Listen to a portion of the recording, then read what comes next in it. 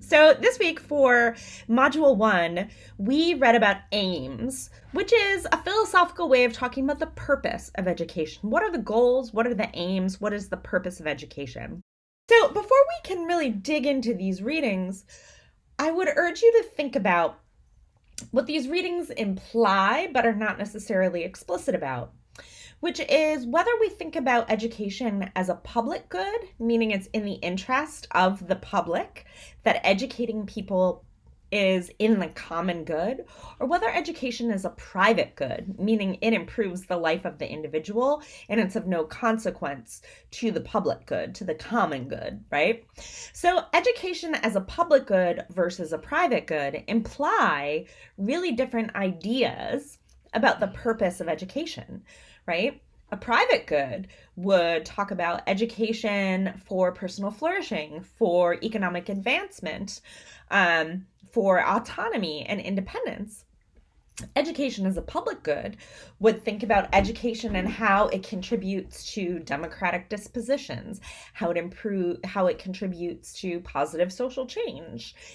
In the liberal democratic tradition, which is the philosophical foundation in many ways of US government, society, constitution, right? We're deeply rooted in the liberal democratic tradition. That's not liberal as in liberalism versus conservatism.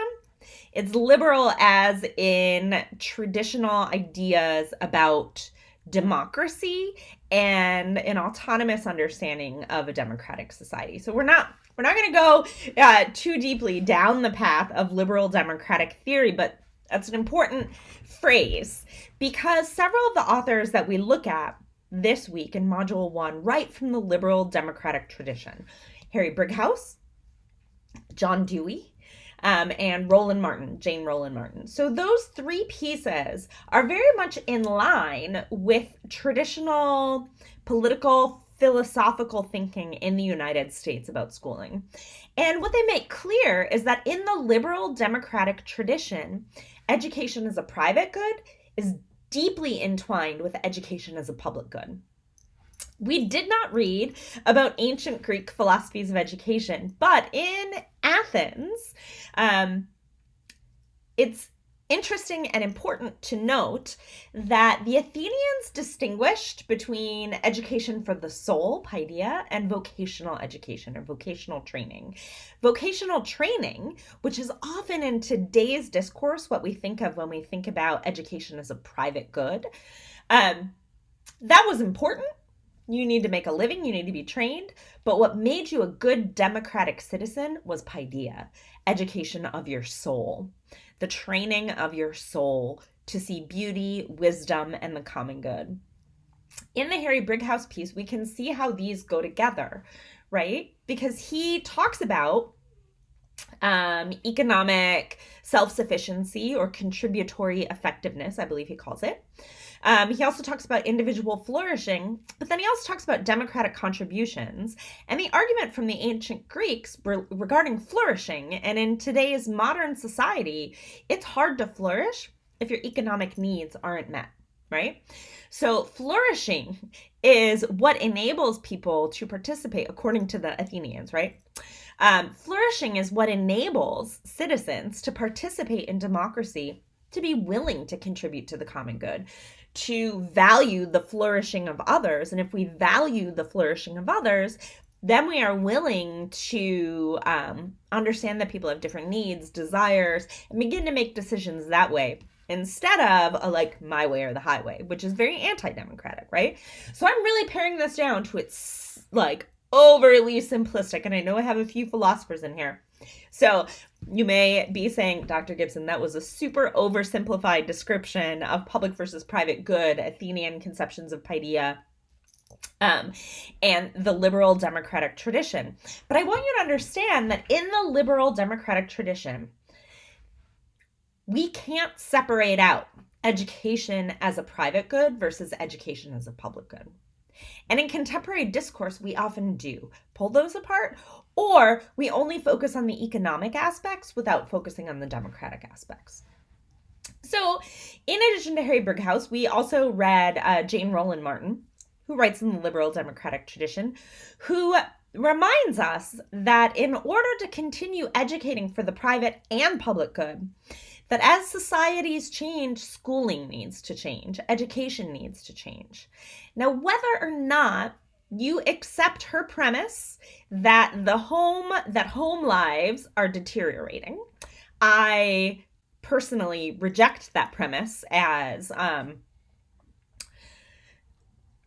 sort of a blanket statement about the state of American society. We could certainly look at the difference in two-parent households and things like that, but we can also look at other indicators of inclusion, familial health, whether there are queer families. We could also look at who is disproportionately affected by what she would call the breakdown in the home. Suffice it to say, whether or not you agree with her underlying contention that homes are breaking down, home life is breaking down, and it can't be counted on anymore. The argument that she makes that is quite strong is that as society changes, education needs to change in order for education in a liberal democratic society to meet those public and private goods, right? Or public and private goals.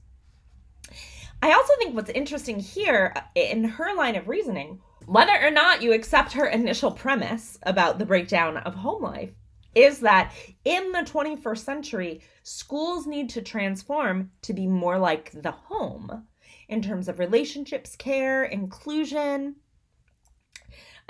emotional health. All that should ring true, right? If you think about the way we talk about schooling today, the way we talk about the need for social emotional training, the way we talk about cultural inclusivity, the way we talk about relationships, that we have an understanding that our society is changing, schools need to change, and that in fact, there are ways in which schooling has been oppressive or exclusionary, and we'll get more into that in a minute. Dewey, finally, and I've kind of gone not in any kind of chronological order, Dewey, remember, writes at the beginning of the 20th century, right? Early 1900s. Dewey, in many ways, is like the grandfather of educational thinking in the U.S. And I chose this particular selection because Dewey has a lot of very lofty philosophical writings, but what I appreciate about the environment as social formation, social education, is the way that Dewey takes these philosophical ideas about social reproduction, which is really what that idea of education as a public good is about. It's about saying that we have a society and we want to educate people to participate in it in the way that we have built our society. Critically, we might talk about that as indoctrination. We could also talk about it as democratic training. We could also talk about it as instilling the knowledge, skills, and dispositions to participate in American life, or French life, or Russian life, or Indonesian, whatever the case may be, right? What is the society you're reproducing? In the liberal democratic tradition, the assumption is that we're reproducing a liberal democratic society. And Dewey says that if we're going to do that, if that's our goal, it has really clear implications for how we teach, and in this case, how we construct an environment. And one of the things that Dewey argues here is that a child-centered, well-curated environment is one of the most natural ways, the least oppressive ways, to educate for democracy.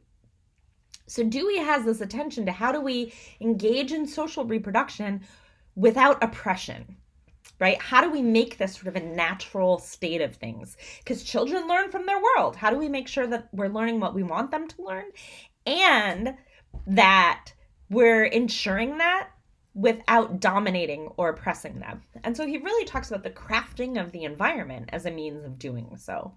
Now, Dewey, Roland Martin, and Brighouse are all writing normatively, meaning that they're telling us how they think school should be. They're not describing how it is. They're saying this is the philosophical idea about how schooling should be. It must be noted that those Brighouse and Dewey, right, are white men. I'm actually not sure of the identity of Jane Roland Martin, so I'm not going to say anything about that. But we have Two sort of towering figures in educational philosophical thinking, Harry Brighouse, who's contemporary, John Dewey, who writes at the beginning of the 20th century, who are giving us a normative idea saying, yes, we want to engage in social reproduction towards our democracy. And here's how we do it and how it's going to help individuals. And then we have Freire and Baldwin. Now, Freire is Brazilian. Paulo Freire is from Brazil, the middle of the 20th century. And James Baldwin is from the United States. He is African American. He is gay. And he is also writing in the middle of the 20th century. And both Freire and Baldwin are writing not from the liberal democratic tradition, but from the critical tradition, saying that they're looking at what schools are actually doing. And they agree that schools are engaged in a process of social reproduction. But whatever liberal democratic theory may say, what Baldwin and Freire are pointing out is that this process of social reproduction is an oppressive process, right? James Baldwin specifically is calling attention to the way that this process reinforces white supremacy. Paulo Freire is also talking about the way that this oppressive reproducing process, while he doesn't talk about race specifically, and he doesn't necessarily overtly talk about class, he does talk about an oppressive class and those who are oppressed. And the way that the banking process of schooling, traditional pedagogical approaches that just deposit information, are meant to basically dehumanize. And in that dehumanizing process, it makes the citizen more willing to go along with whatever the oppressive regime is. Next week, we'll read what Freire says about how we counteract that. Baldwin offers that in this piece, right? He tells us here's what schools do, and then here's what they should do. And Baldwin really focuses both on not so much pedagogy, although he talks about questioning, but on curriculum and on content and teaching truth about race and how that can push back against the social reproduction of an oppressive society, of a society with a racial hierarchy. They would say that the normative writing about the liberal democratic tradition isn't enough. Both Freire and Baldwin would say that that liberal democratic tradition is in and of itself part of the oppressive system. And so here we would have to go into all sorts of political philosophy. We could look at Charles Mills and the racial contract, and we can understand more about where that thinking comes from. But Freire and Baldwin would say, hold up, you're describing normatively as if the society we live in, we want to reproduce. And if this is the liberal democratic society, we see inequality, we see oppression, we see injustice, we see that mapped along racial and class lines. We don't want to reproduce this. We want to produce something new.